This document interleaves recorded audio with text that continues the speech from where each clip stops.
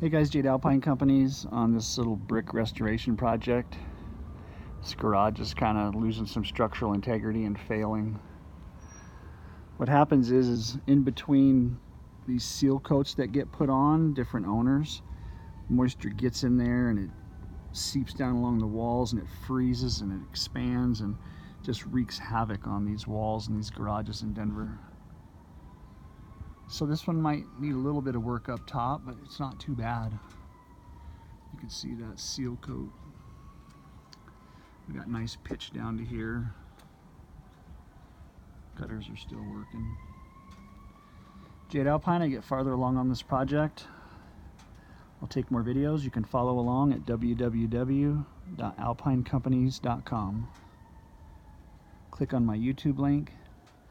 You can watch close to 2,000 videos on my other projects. Thanks for watching, Jade Alpine. I'll see you guys on the next one.